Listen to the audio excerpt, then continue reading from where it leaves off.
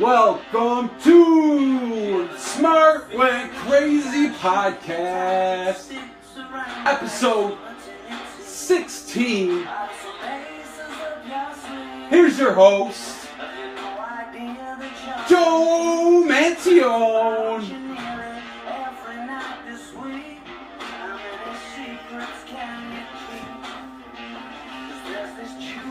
Good evening. We are live with show 16.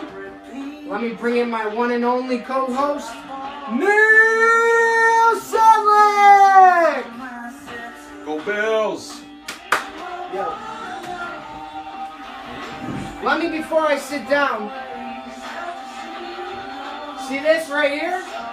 193 likes on our page. 197 followers. I want to see 200 before the end of the show. Yeah, let's do it. If you haven't liked and shared our page yet, like it. I just want to point out we have 1,294 views, and that's because of you. We appreciate everything you guys are doing for us. You are rocking out our show. Yes. We love it. Yes. I also want to make a note that Google has changed their policy on advertising on YouTube, and we need to make 10,000 views before we can run ads. So get to our YouTube channel, subscribe, watch all of our videos, support us. We got a lot of edited videos, a lot of cool videos. You guys will like that. Check that out. Challenges. We don't have any challenges right now. We want the viewers to decide a challenge that they have in mind. So get creative. Put your creative heads on. Let's decide what we want to do for some fun challenges down the road. Let's do something. Let's get some suggestions. Let's vote on it. Let's bring it up in the chat. Let's see what we got. Man, I'm telling you, this is just, I'm just trying to share the video one moment. So, go ahead. Another thing. Joe and I had a little disagreement on some football stuff we had yesterday between Le'Veon Bell and David Johnson. And I got some messages saying, why don't you guys put it on the board? Who's going to have a better season, the 2017-2018 NFL season, fantasy points, Le'Veon Bell or David Johnson? You want to put it on the board? Yeah, go ahead. Put it on the board. Put it on the board. All right. So, EJ Manuel, we're going to put you down for now. We're not going to forget about you.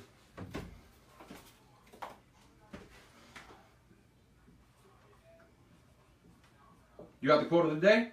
I got the quote of the day. I'm just trying to get our page on everything going up here. So, okay, I will share this to our page. Welcome to the podcast. Oh. Lovely night here in Buffalo.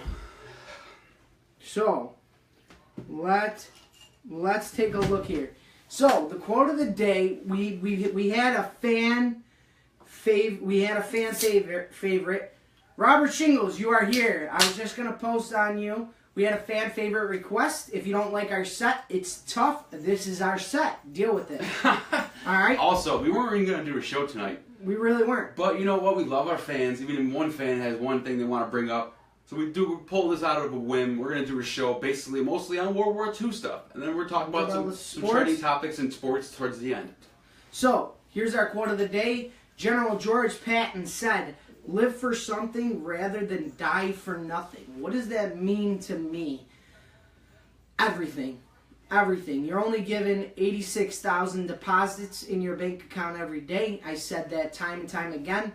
And if you don't want to live for something, then you just might as well die. You're only given one goal, one bank account in this life. You get deposits in it every single day, worth 86,000 deposits. That's the seconds in a day. You do what you got to do to make those deposits worth something. General Patton is one of my favorite generals in World War II. What does that mean to you? To me, it means stand for something. Have your own opinion. Question everything. Have your own point of view on whatever it is. And, just try not to let others decide what you think on certain things. Have your own voice in this world. Absolutely, 100%. So Neil's gonna take it away. We're talking World War II today. We got a lot of topics that we're gonna do. Robert Shingles in the chat said if Hitler didn't invade Russia, would he have won World War II? We are going to get into that in depth. But Very depth. First, I want to get into the fail of the day. Fail of the day actually came up. Yes, 2 days ago, two nights ago. Sean Spicer was talking about Assad and the chemical weapons they used to. Yeah, but that's the fail of the day, so. All right. Real quick, we're just going to touch on it, but we're also going to get back to it later on when we talk about training topics. But this is the fail of the day, once again. Hold on, I got to answer this question. So Frank Wolf comments in the chat, how many books on the shelf have either of you read? I have about 200 books in my house. I have read maybe 3. Just to answer the question before we get into the fail of the day, I've read every single one of those books on the shelf that you see. I've read some of them multiple times. Reading is one of my favorite pastimes. Believe it or not, I went to school for history, and when I had my daughter, instead of reading her Dr. Seuss or other baby books, I read her the Constitution of the United States. I read her, what else did I read her? I also read her Team of Rivals by Abraham Lincoln, or Doris Kearns, about Abraham Lincoln and his cabinet. I don't read my daughter those baby books because I think they're useless. Nice. Yeah, I mean, like I said, I get to read whenever I can. I also do I like to research, even if it's just about a book. Like we have Mein Kampf in here. We were researching Mein Kampf. We weren't exactly reading it. Joe says he's read it, which is great. But you can also research different books from history as well. I like to do that too. But let me just finish the fail of the day, because we're hanging on the fail of the day. Sean Spicer comes out and says, he was talking about Assad, and he says, Hitler never used chemical weapons on his own people. Now, I knew what he meant by that. I knew what he was trying to say, but when you're just speaking for the House, you got to get your facts straight. So then he comes back and says, oh, I meant on his own people. And then then people are still scratching. Well, he did though. Oh, I meant by airplane. So there's our fail today. So, just to throw this out here, I do read my daughter some big Dr. Seuss books. That was a little bit too extreme, but I'm going to show you guys some history that I have. So, just 1 second. Neil, go ahead, take a show them it.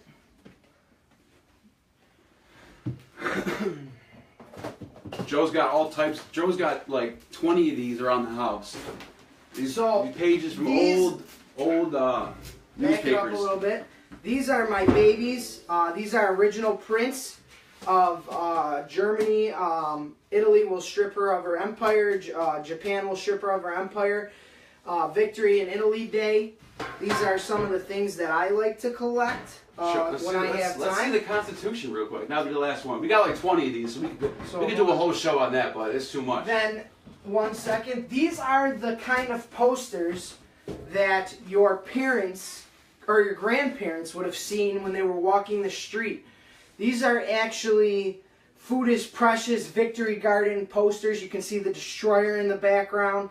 These are very precious to me because during World War II, if it wasn't for our friends and family that we grew up with and who raised us, if they didn't donate their gold rings, make victory gardens and stuff like that, we wouldn't, our soldiers, our boys overseas, wouldn't have had the good meals that they had, wouldn't have had the resources that we had.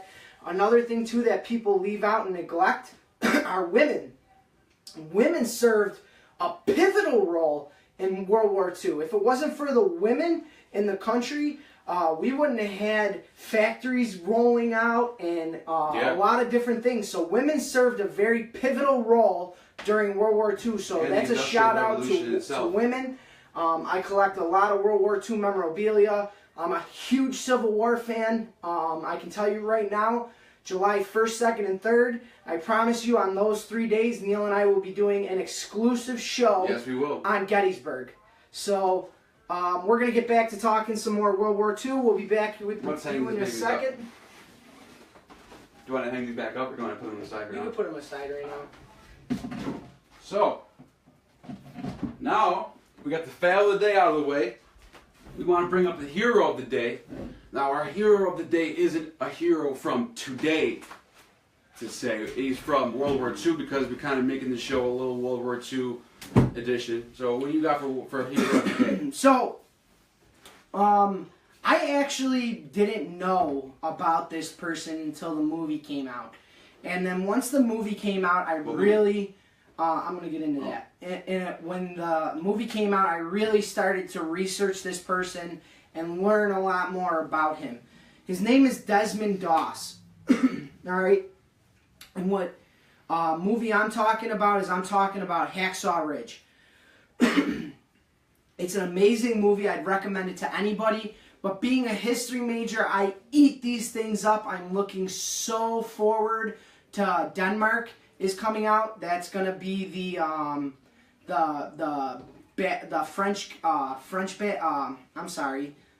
loss of France, where the British evacuate.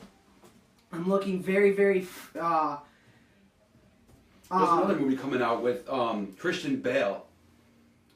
Coming out pretty soon. It's about World War I. I'm trying to get the name of it. If anyone knows the name of it, I just saw a commercial for it. It is coming out this summer.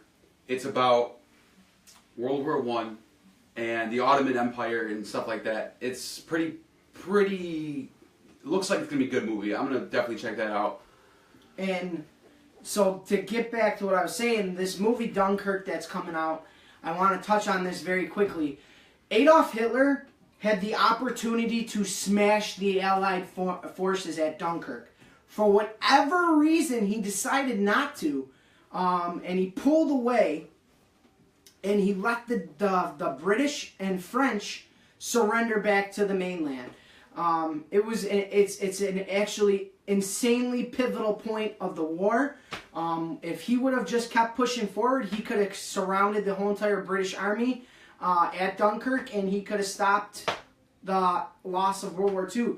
We're going to get into that today as we talk a little bit more, how many times Hitler could have actually won World War II if he would have kept pursuing his goals in the war. But for some reason, he kept making terrible decisions, and he kept making huge mistakes. But I'm talking about our hero of the day today. Today, the hero of the day is Desmond Doss, okay? He was in the Battle of Okinawa at Hacksaw Ridge. Let me tell you a little bit about this guy. He was a conscientious objector in the war. And what that means, a conscientious objector is someone who claimed the right to refuse or to perform military service on the grounds of freedom of thought or conscience or religion. So basically what he was conscientiously objecting is that the fact that he didn't want to partake in killing or pick up a weapon, but he wanted to serve his country, so he joined the military to be a medic. Well, during the Battle of Okinawa, which lasted from April 1st to June 22nd, and that's why I'm talking about the Battle of Okinawa, because we're in April, it turned out to be a pivotal battle for the United States. Because of this, the costs were so high. I'm talking huge amounts of American life, but the costs were high. But the hope of what that island, capturing that island, exceeded all expectations. We actually had, by capturing Okinawa, it was a fleet anchor point, troop staging point, airfields, and proximity to Japan. It was huge. Yeah. But let me tell you a little bit about Desmond Doss. He personally, independently, by himself, I want to throw this out there, saved 75 lives during the Battle of Okinawa. He literally, yeah, he deserves that. Yeah, he literally would carry them to the bank of an escarpment and drop them down with a rope. During the middle of the night, he was left on on Hacksaw Ridge during the middle of the night. He carried 75 people down this hill and was able to save somebody. He's actually the only human being during World War II that won or received the Medal of Honor for his service, being a conscientious objector. So this guy is actually the hero of the day. I want to give him a shout out. So real quick, that was a great hero too. The film I was talking about it's called The Promise. All right, it's a movie that's going to be about what led up to World War One. One of the reasons was the Armenian genocide, the Ottoman Empire, the Ottoman-Turkish Empire, basically took over what the Eastern Roman, the Roman Empire was at that point in time, and they killed off all the Armenian Christians who lived in that area. It was called the Armenian Genocide. Christian Bale is going to be the star of this movie. It's called The Promise. It just got screened, and the Vatican was the first people to watch it on Tuesday. It's gotten some pretty good reviews. That's a movie I'm looking forward to seeing. A lot of people still to this day deny that the Armenian Genocide even existed. So I think this is a movie would be a great movie to look into. And if you like history like me and Joe do, you'll love this movie. So, the next person I want to talk to is, in my opinion, the person that is responsible single-handedly for winning World War II. Despite what a lot of people think, they believe that it was the Americans. But we're talking about one man was responsible for winning World War II. His name is Alan Turing. Most people know him as the father of modern computing. Mm-hmm. Okay? They made a movie about him. Yeah, they did. It's called The Imitation Game. Yes, it's a great movie. And Joe's right. Let me just real quick. This was so pivotal in World War II.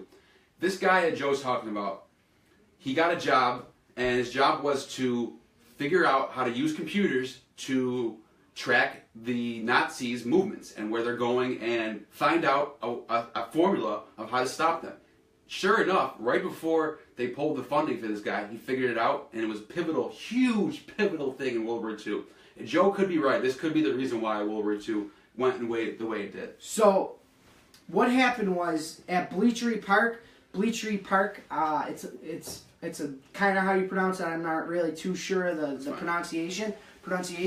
But basically, how Alan Turing worked is he developed a machine that decoded Enigma. Right. Okay, and Enigma is the one machine the Germans created that was unbreakable. The code was unbreakable. Yep. Every day the settings would be twisted so that you could never, ever, ever break the code. Right. Well, Alan, you had 24 hours to figure out what Joe was talking about. What the code was. If you didn't figure it out within the 24 hours, start all the way over. Boom. And this was a very tough task.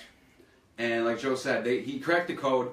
He found an algorithm to basically... Well, the computer. The computer. Well, he made the computer. He made the computer by hand. With his own hands. He didn't have people working for him. He did this by himself. Yeah. So imagine the genius that goes along by doing this. And the even crazier part is Alan Turing had to make statistical decisions on who was going to die and who was going to live. Because we never wanted the Nazis to know. Big decisions. And you can read this in this book. This isn't just quoting from the movie or anything like that. This is Alan Turing's Cathedral. You can read this book. It's a great book to read. I recommend it to anybody. What Alan Turing did. Watch the movie too. The movie's really absolutely good. Recommend it. Highly recommend it. What he did is, once he cracked the code for Enigma, he would make statistical decisions on what battles we can lose and what battles we could win without the Nazis knowing we broke their code. If it wasn't for Alan Turing, we would have never won the war. That's number one. Number two is I do want to give a shout out to Alan Turing. He named the computer system that he came up with at Christopher, and because he was a homosexual, he was prosecuted in 1952, and then he was sentenced to chemical castration. And the pills that he was taking was messing with his mind. So eventually, in 1954, he committed suicide. Britain eventually came out and said that they were sorry for what they had done to this man. He deserved a lot more than what he received. This man is responsible for single-handedly winning World War II, and we owe our freedom in both the United States and in Britain to Alan Turing. So, real quick, I just want to touch on, Robert Shingles brought up a conspiracy theory that is actually getting more popular as the days go by. Some people say that Hitler didn't kill himself in the bunker, that he actually faked the death, and it wasn't Cuba. It was, what is it? He didn't go to Cuba, it was Venezuela. So, actually, it's funny that you say that, because in Venezuela today, you can go there and there's old buildings of schools and little communities that had like Nazis grew up there. There's actually people who have German descent who lived in those and live in those areas too. So there are some people who say Hitler may have went there. There's not a lot of evidence for it, but there is some, and it could be a debate that could be talked about. But it's still, to this day, the history books do say that Hitler did kill himself in the bunker.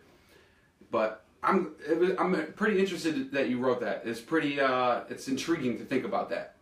So we're going to start out with, Neil's going to talk about some pivotal moments in the war, and then I'll finish it up with the Battle of Okinawa. All right, so basically World War II, you got the Axis powers and the Allies powers. The Axis powers, you got Germany, Japan, and Italy, and a lot of other smaller countries. Those are the main three.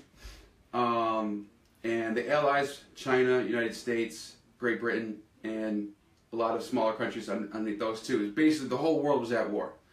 And the Nazis started to take over key points in the world.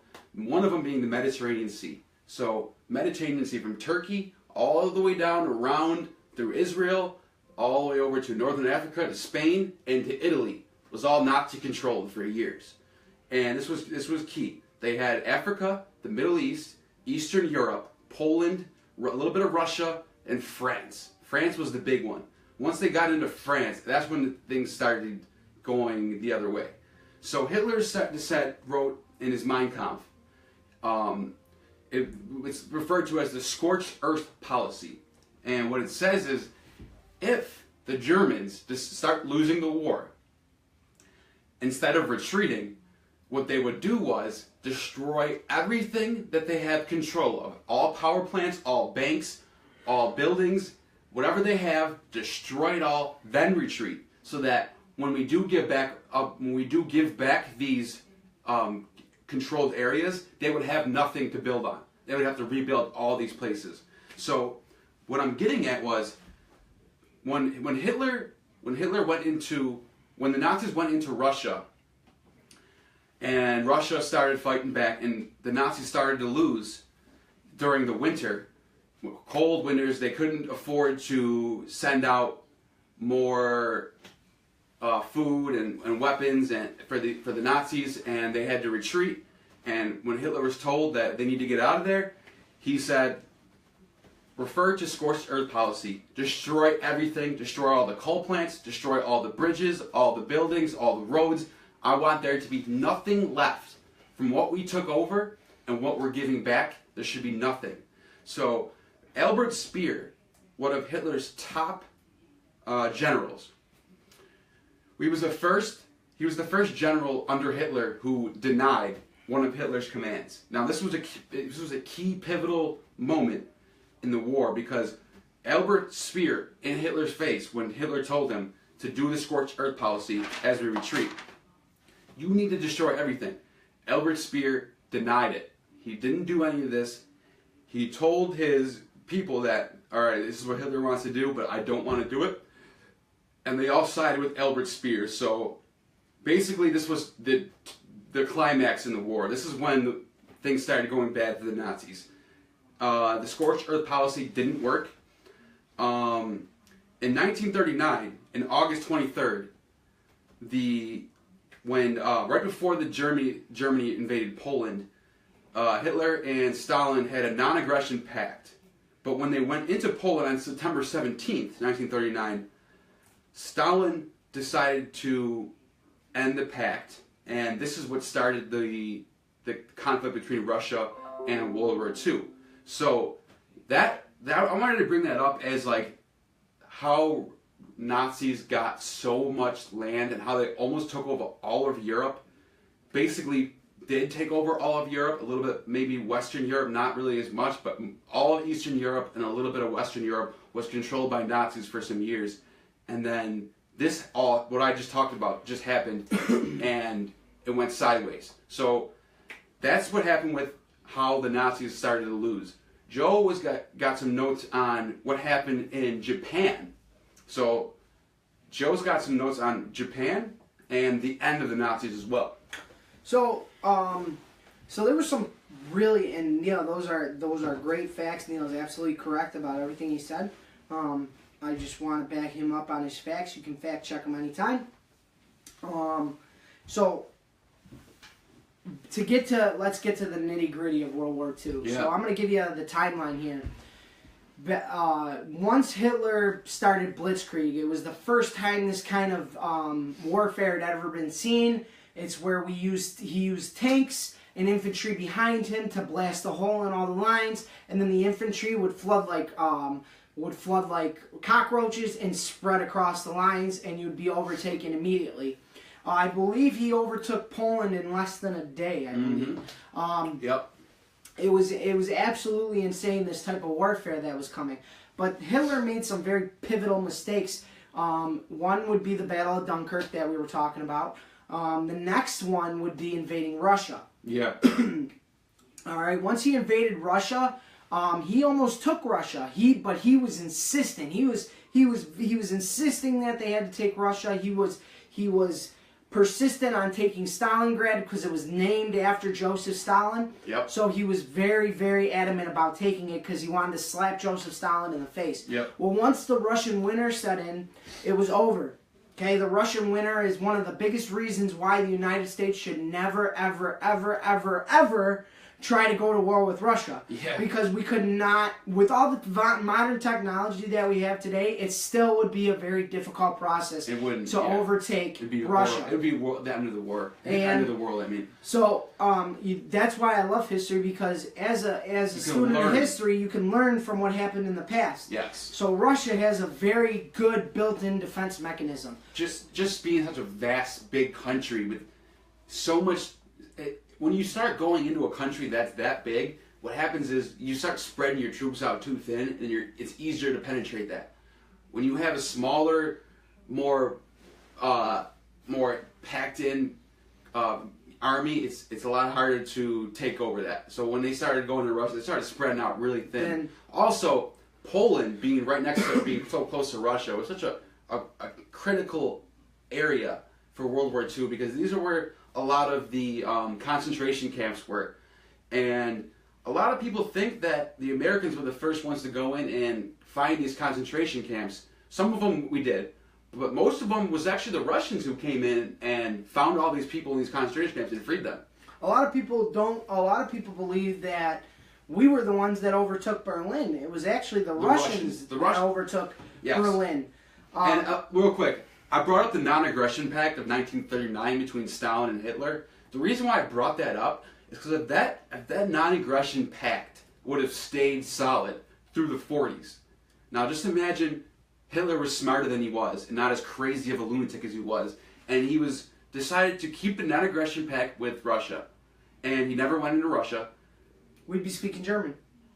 Maybe. I mean, at least maybe not us, but at least Europe would be. Yeah. Europe would be all Nazi controlled.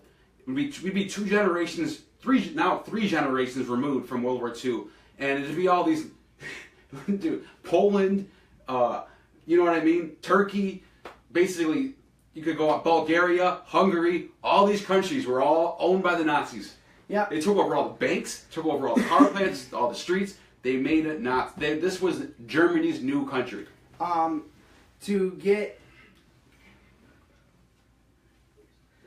So anyways, back to what I was saying. So we're going to move forward a little bit in the war. And now after Hitler invaded Russia, he was spread out too thin. The Russian winter had set out.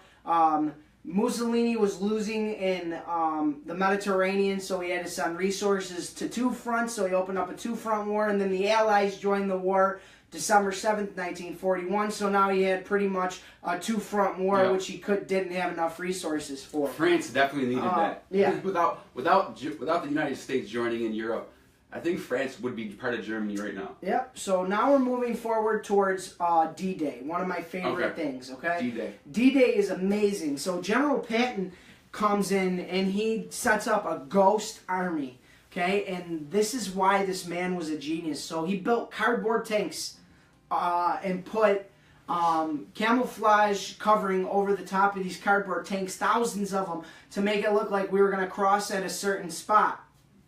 And then June 6th, 1944, we decided to cross in at Normandy and start taking France back.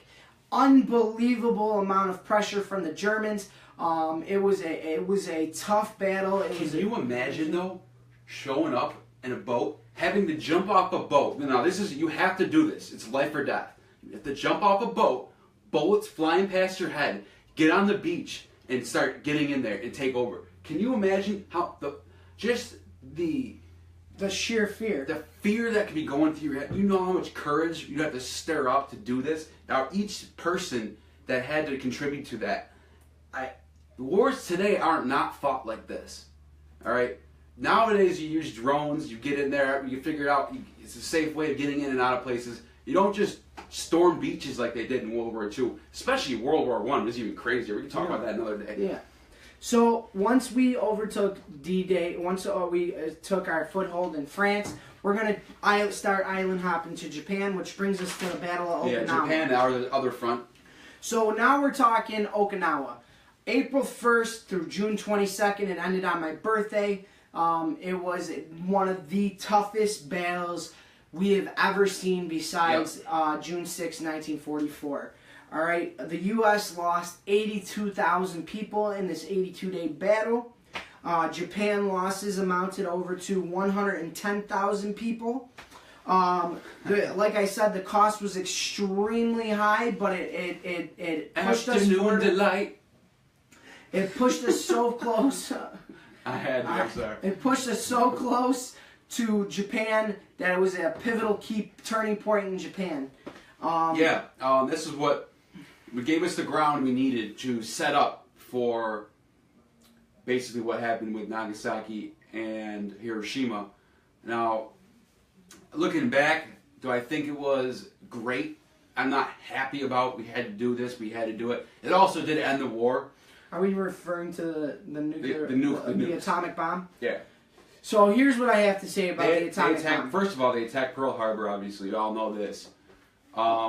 They weren't following the rules. They were just attacking. No, not even that. I have to cut you off here. All right, go ahead. If Truman didn't drop the atomic bomb, Japan would have never surrendered, and thousands and millions of more American lives would have been lost. Also, he needed to drop the 2 bombs.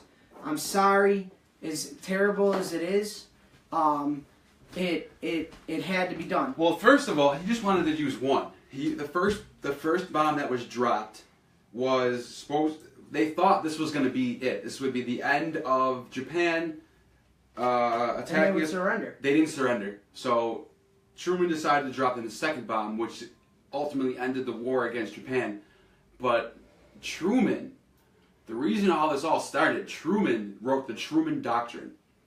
The Truman Doctrine states that the United States will always, in the future, put our foot in anything that needs to be dealt with.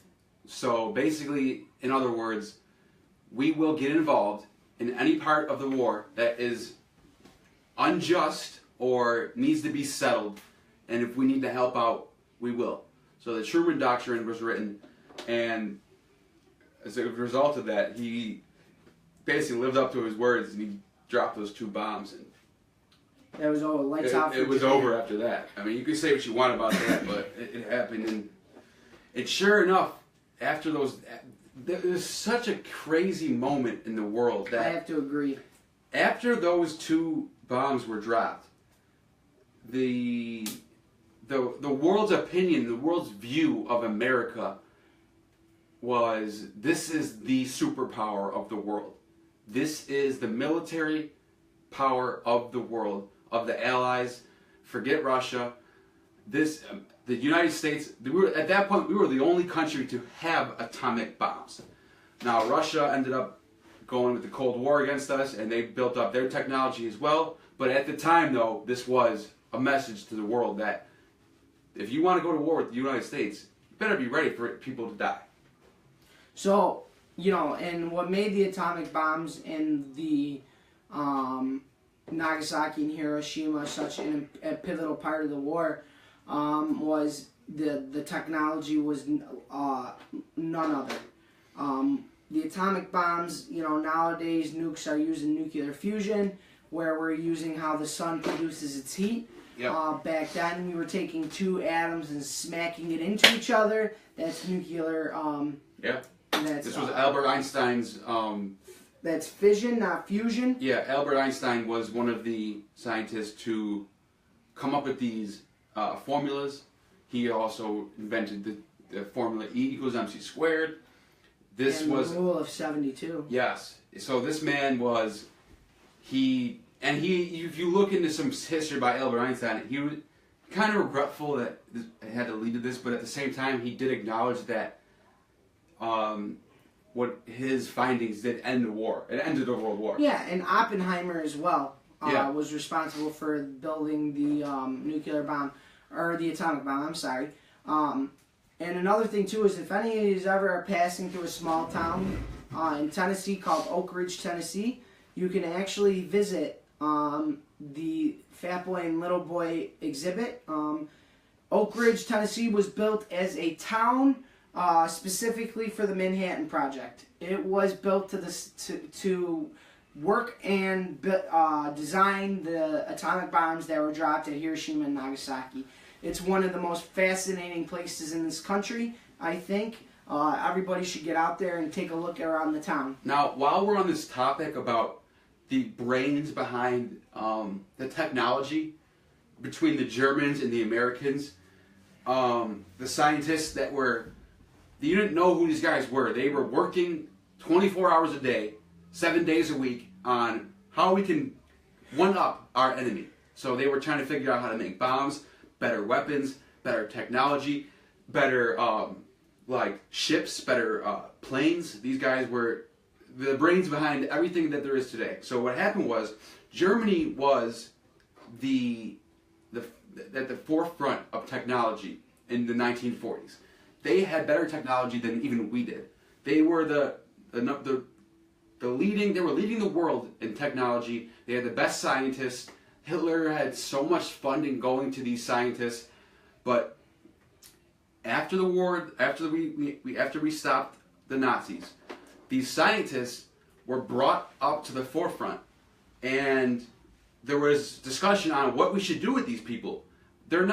These aren't people who really wanted to kill people. They were just doing their jobs. They were doing what they were told to do, and nonetheless, these guys were geniuses. So now, what do we do about these people? Do we execute them in the Nuremberg trials, like the generals, or do we put them in jail? So what happened was, it's called Operation Paperclip. I want everybody, if you like what I'm talking about, Google Operation Paperclip. So Operation Paperclip stated that there was X amount of scientists from Germany who were basically had no jobs anymore. They needed places to live, and they were willing to work for either Russia or the United States. So United States made a deal with Russia, and it was called Operation Paperclip. And basically what happened was they split up the scientists. Half of the scientists were brought over to America to live in America. They brought their families with them, and they got government funding to work for America now and develop new technology for America. And then the other half went to Russia. So what this did was it started basically the Cold War, because now the United States and Russia knows the United States has the greatest scientists in the world from Germany. So do we. So what's going to happen now? We need to figure out, is this going to be a problem? And it was. It started the Cold War, which ended in the 90s. So the Russians were communists, and they had, basically we started going into space. Sputnik landing on the moon in 1969. This is all a result of Operation Paperclip, from getting these German scientists into these countries and splitting them off like this. A lot of people don't even know Prescott Bush's father was working with the Nazis, and his family got brought over to Americas too. So then you got Prescott Bush, and then George Bush Sr. became president of the United States. If you look through Prescott Bush's family bloodline, they were Nazis. So there's a lot of things changed the course of history just because of World War II.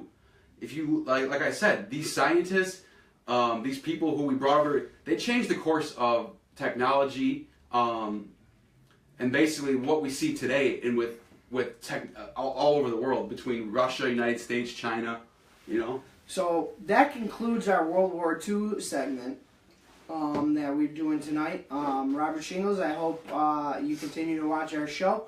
This goes out to show you that if you do request a show, we will do it for you. Yep. So I hope everyone takes heed to my warning. Send out a request, and we will do the show you'd like us to do. Except for fashion. I ain't doing no fashion show. Fashion. All right? Yeah. So I can make fun of fashion. I can make fun of how crazy some of this new fashion is nowadays.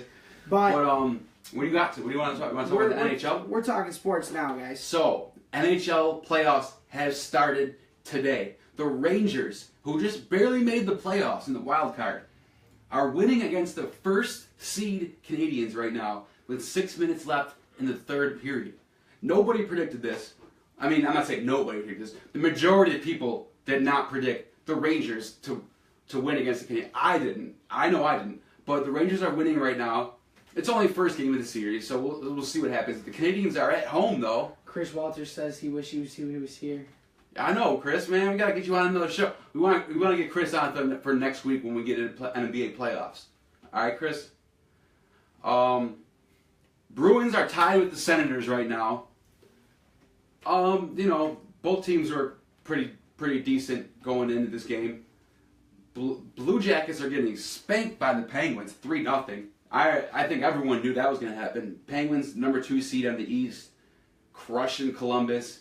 The Blues and the Wild will play. I gotta read this comment. Yeah, go ahead. So Sherry Ann Diaz says she misses Chris Walters' muscle shirt. That would have been perfect for today.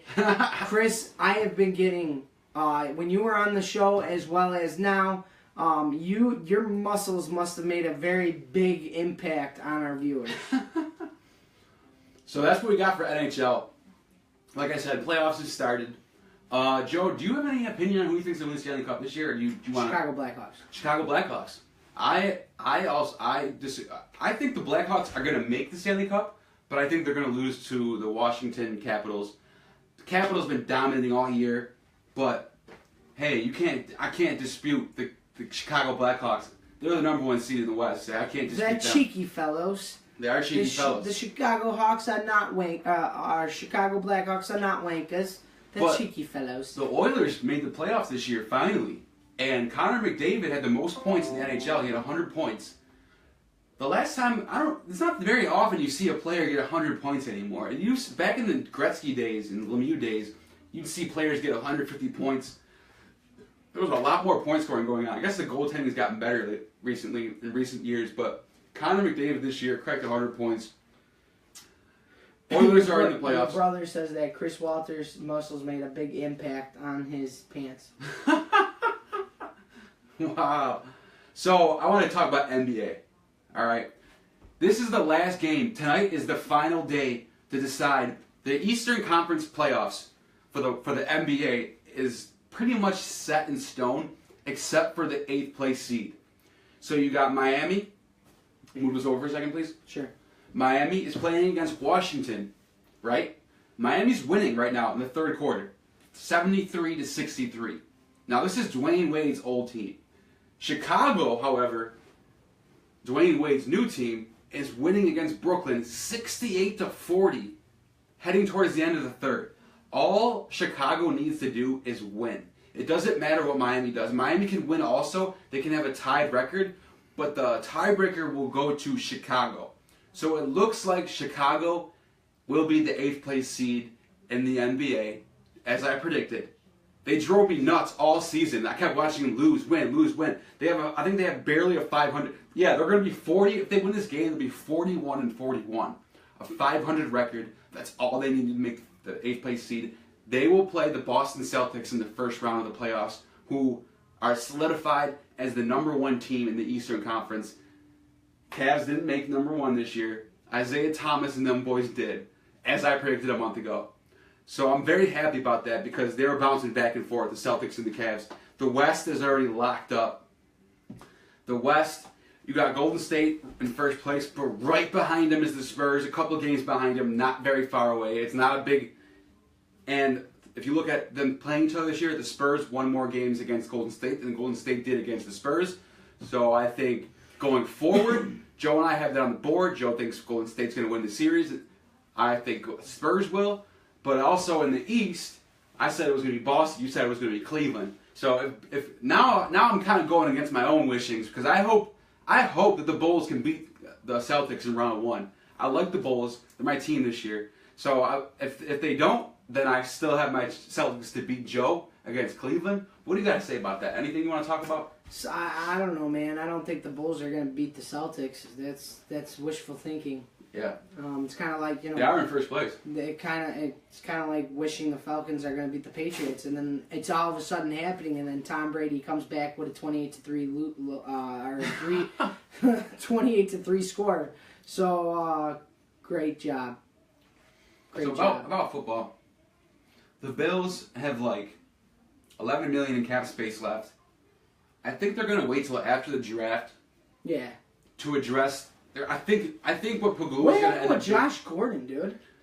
Josh Gordon. I still heard a free agent. I heard we were picking him up. Yeah, there was some rumblings that the Bills were interested in Josh Gordon, but he's going to want like $5 million, even though he did. You know what? That would be a good pickup, though. He doesn't deserve to ask for that much money. He's a great player, but you can't just take 2 seasons off and say, "I'm back now. Give me $5 million for a year." I heard he pissed negative again or positive again this year. I heard. I wouldn't be surprised. I don't know. We can look into that, I guess. But you know what? I don't know. We need to. I think what we do. I think basically what I think what I think the Bills are doing. I think they're going to wait till the draft. They're going to either draft a wide receiver or a corner in the first round, whichever one falls to them, and then they're going to decide who to sign with the remaining cap space. So we might have like $5-6 million in cap space remaining after the draft, and I hope we can fill in one of those holes.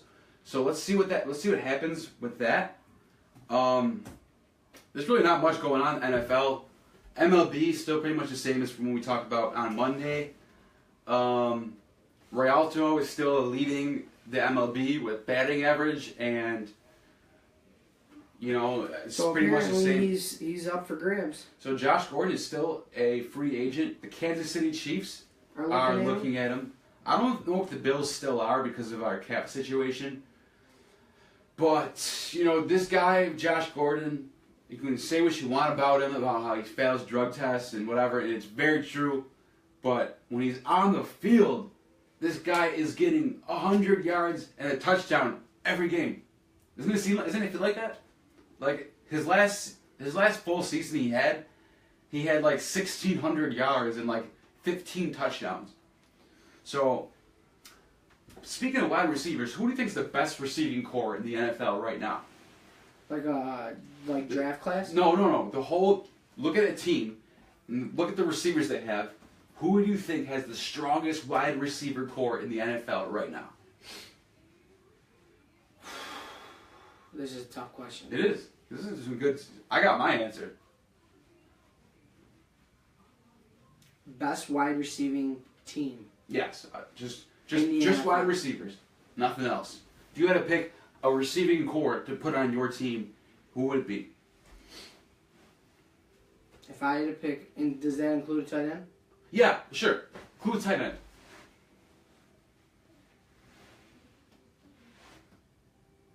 You know what? While you're thinking, I'm going to say who mine is. New York Giants. Look, Brandon Marshall. I don't care what his age is. I don't care if he's slowing down. He's still the same height. He still has the same hands, and he's still the same player he's always been. Brandon Marshall, if you look at career, if you took every NFL receiver in the league right now and looked at their entire career as a whole, I think Brandon Marshall's number 1 in the NFL. Then you got Odell Beckham Jr. If you took every receiver in the NFL and said who do you think's career is going to end up as the best, he might be number 1. That's also another debate because there's other receivers out there who are pretty good. Pretty good. Yeah. Like Antonio Brown and Julio Jones. You know what I mean? If I had to guess right now, I would probably say, I wouldn't say the New York Giants. I would say probably the Oakland Raiders. So. Or all right. The Eagles. Come on, man. Eagles are good though. No, you know what? Or I shouldn't have laughed at you for saying that. I'm sorry. The Eagles, they got Alshon Jeffrey. Yeah, but not only that, the Eagles are stacked at wide receiver. But you can't. How can you compare Crabtree and Cooper to Odell Beckham and Brandon Marshall? But you know what, Eagles. That was a good pick. I'm gonna have to retract my. I'd say the Eagles, or I'd say. I respect that, Eagles. The Redskins prior to this year. But I'm saying right now. But you know what? I think looking at it, my standpoint with the Giants, I don't think the Oakland Raiders. You know what though? They did add Cordell Patterson. So you know what? It's a good answer. I'm not even gonna hate them for saying that. Good answer. The Eagles was a great pick. All right, let's look at the Eagles' wide receiving core plus tight ends. Alshon Jeffrey, Torrey Smith, Jordan Matthews, Dorial Green Beckham is their number 4. Or, he's the number 5. Nelson Aguilar, the first round pick of 2015. That's 5 solid receivers. I think Joe just beat me on this. You know what? I forgot about that. Don't forget their tight ends, too. Zach Ertz and Brent Selleck. But even if we're running back, you got Darren Sproles, who's basically a wide receiver too. He plays in the slot. So if you're gonna start bringing in like running backs and stuff like I'm gonna have to admit defeat here. I was paying too much attention to Brandon Marshall and Odell Beckham, which are great receivers. Probably if you took top 2 receivers and made that the debate, I'd probably win. But if you took overall the entire receiving core, which I did state in the beginning, I'd say you got me on that. I'd say you got me with the Philadelphia Eagles. I don't know about the Oakland Raiders, but the Eagles, though, look at that. That's a stacked depth chart right there. That is. Put it up top for that, dude. I'm proud of you. Amari Cooper, I mean... I doubted him on that. I thought I had him on that, but I doubted him. He was the only thing I'd have to say is you're probably right on the Raiders. Michael Crabtree screwed me in fantasy. I don't know how many times I hate that dude, but... he is still a pretty good receiver. You know what? I want to see who else the Giants have besides Odell Beckham and Brandon Marshall. Scott, it's not all about what you think. It's about what we think. That's what the viewers What did Scott say? Who did Scott? And Nelson Aguilar is a bum. He has so far been a first-round bust. Can't deny that. He hasn't done anything yet. But he's still, for a number 4 receiver, you can't go wrong with Nelson Aguilar. I would take him as number 2 receiver right now for the Bills. But... so the Giants, behind Odell Beckham and Brandon Marshall, you look at Sterling Shepard, pretty decent guy, pretty decent receiver. Dwayne Harris, pretty good. At tight end, Ty, Will, Jarrell. So they're very, very, very thin. No, Will Ty. Yeah, they're very thin. At tight end? At tight end. Will Ty is an awesome tight end. He's not like an elite, but he's a great tight end. Yeah, he's nowhere near elite at all. Yeah, he's all right though. I mean, tight end is tight end. It depends on what you're doing with your tight ends. I mean, here's another thing too. I think Travis Kelce's overrated. But you also have Brent Selleck as your number 2. So those are two tight ends together that are going to do some damage. We're Darren Sproles in the backfield. You know what? I'm going to have to admit defeat. I think you got me. I think Joe's got me beat on that discussion. I think you're right. I think the Eagles have the deepest. I'm going to say deepest receiving core in the NFL by far. But I still think that Brandon Marshall and Odell Beckham, just a top 2. Nothing can compare to that in the NFL. There's no 2 receivers. I don't even think you can put 2 receivers together in the NFL have a better combination than that. Period. Unless you took Antonio Brown and Le'Veon Bell. No, he's a back. I'm not. No, Antonio Brown and Julio Jones. If you took those 2 together, which you've never had enough cap space to do that, then you got me beat there.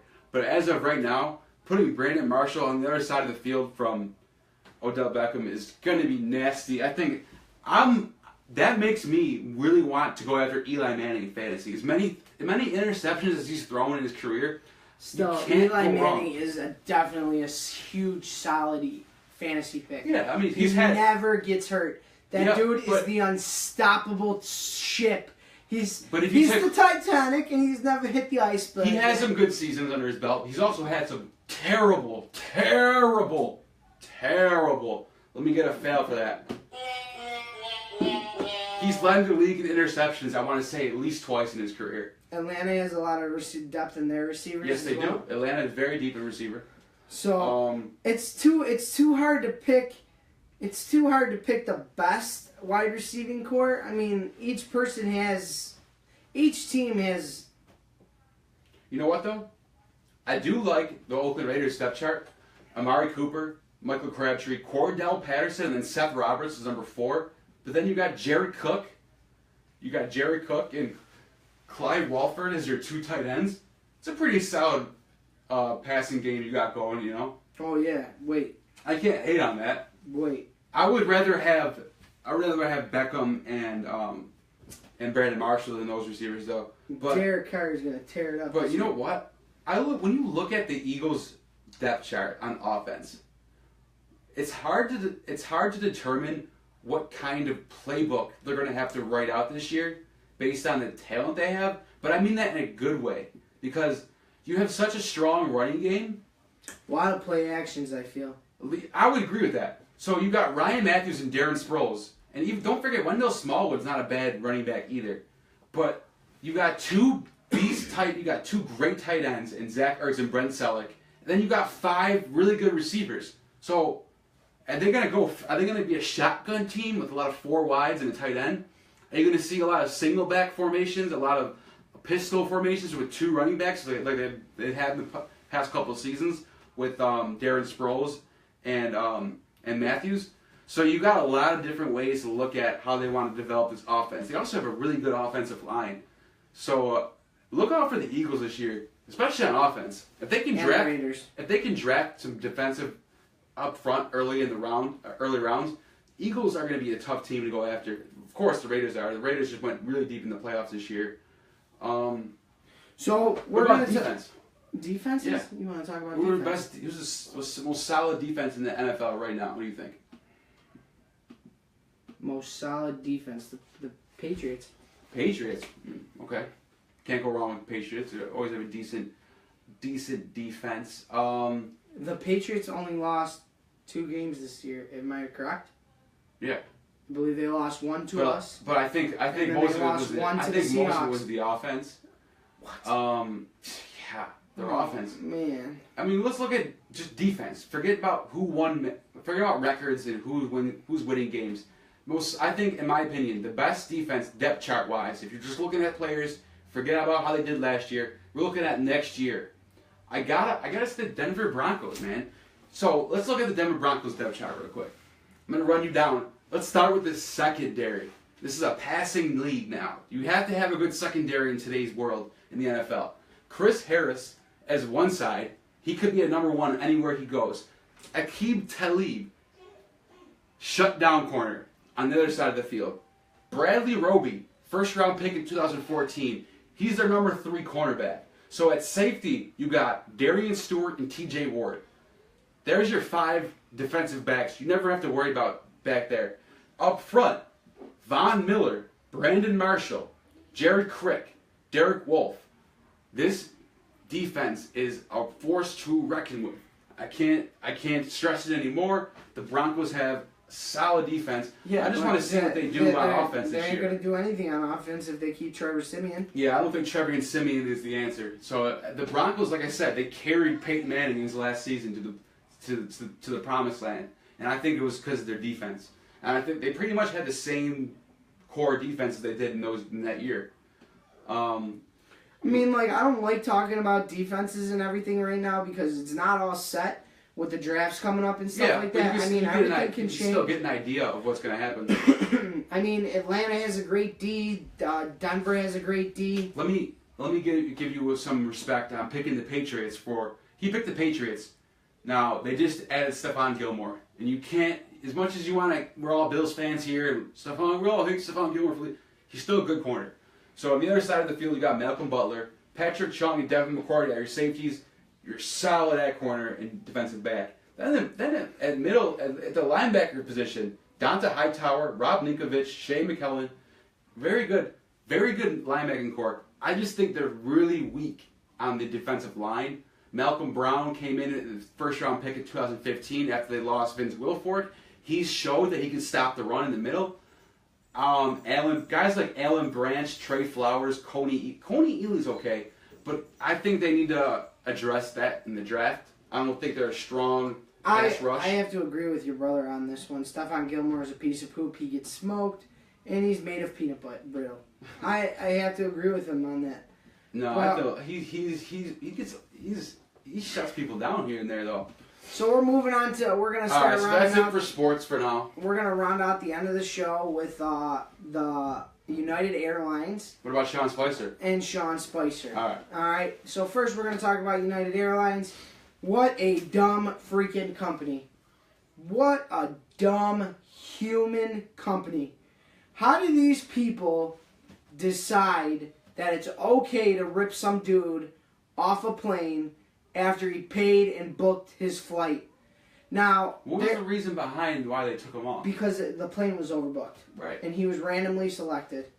Okay? Oh, wow. So, regardless of his background or his anger management, there's been a lot of news articles out there. Get off the plane, says Frank Wolf. Yep. There's been a lot of news articles out there about this guy's background and whatever the case may be. The guy paid for a flight on the plane. He should have flew. End of story. He shouldn't have been ripped off. He got reimbursed, though. He did get reimbursed. But the point is, nobody should be treated like that, regardless of their past or whatever. All right, I agree with you. I agree with you to an extent, but at the same time, United Airlines made a decision. The guy freaked out. Like, this stuff happens in life. You can't freak out and act like a little baby about it. Now, it sucks. Yes, United Airlines is in the wrong for doing what they did, but sometimes this happens. This happens on a daily basis, and sometimes you have to get off the plane, take the next one. He got reimbursed, so I mean, I'm gonna have to a little bit disagree on what you're saying. I don't think he should have been dragged off the plane. Yeah. I'm not saying that what happened it wasn't called for. I really don't know what happened right before they dragged him off. I don't know too much of the details, so I'm not going to get too much into it. That's still coming out. Yeah. But my point is, United needs to come up with a better business plan to save their business. Moving on to Sean Spicer. Oh, real quick. Frank Wolf said, this happens all the time. Most of the time, someone takes the next flight and when the planes get overbooked, they come and they pick somebody and say, we're very sorry, but we're going to reimburse you, and we'll get you on the next flight. And if this would have happened to me, I mean, I see myself just kind of being like, you know what, this sucks. Let me call my job or let me call my family, tell them I'm going to be late, and let's live with it. Let's not cause a scene and make the viral video and become. This guy's a meme all over the internet now. Yeah, they're not laughing United, at. They're not United is a yeah, but a lot of people are laughing at how he reacted and how he acted like a little baby. Well, regardless, I mean, I don't know. But here's our. This is a Smart One Crazy exclusive. Yeah. Neil and I put together a package on how you can never get bumped from a flight. Would you like to know how it's done? All right, we're gonna give it to you. 1, you want to be a rewards member for the airplane. 2, you always want to check in at least 24 hours in advance. You can do it automatic or electronically. If you can't check in 24 hours in advance, you always want to check in at least 3 to 4 hours before your flight. Not an hour before, 3 to 4. Alright? Another thing too is make sure that you are part of the rewards club. If you are part of the rewards club, then you will not get bumped from flights. If you make sure you fly, make sure you book your tickets well in advance. Those are the keys and steps to not ever getting bumped from a flight. What happens is the computer chooses an algorithm that picks a person that is not part of the rewards club and doesn't book early and doesn't check in early. They want to make their regulars and their higher ups more comfortable, and that's just the way it is in a capitalist society, if you ask me. So that is the way you could save your plane ticket. So we're going to move on to Sean Spicer. Yeah, so we already talked about earlier, if you weren't here earlier in the show, Sean Spicer, fail of the day. So what did you, when you first saw this, what is your initial response to this whole thing? So, you know, I can't give the guy any love. I can't help him out on this You one. can't really help him out on this. No. Listen, I get what he was trying to say. At the end of the day, he was trying to say that Hitler never used chemical weapons against us or against wartime people. When you're a speaker when you are representing a government and you are supposed to speak to the press, you take your time to do your research. Yes, you have to be correct in what you're saying. And this is where we get into political correctness. In this sense, you do have to be kind of politically correct, especially when you're talking about history facts. You got to get that right. Yeah, absolutely. I agree with Frank on this one. Spicer messed up. He messed up real good. I'm glad that he apologized for his comments. Yeah, at least he did that. You see, Yeah. a lot of people, especially in today's political world, they'll just double down and say, well, this is what I meant, and no, I'm right.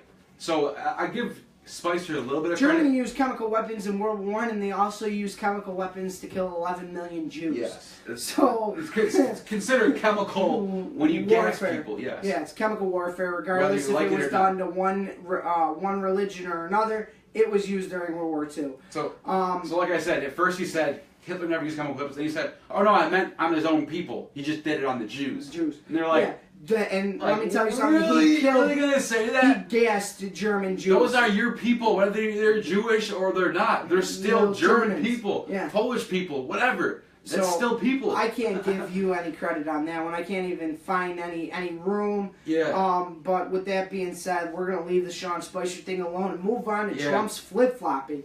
All right. Trump just flip flopped on NATO. This guy is starting to aggravate me. I told you that 2 shows ago, and you said I was crazy for saying that. Listen, because he hadn't flip flopped on NATO yet.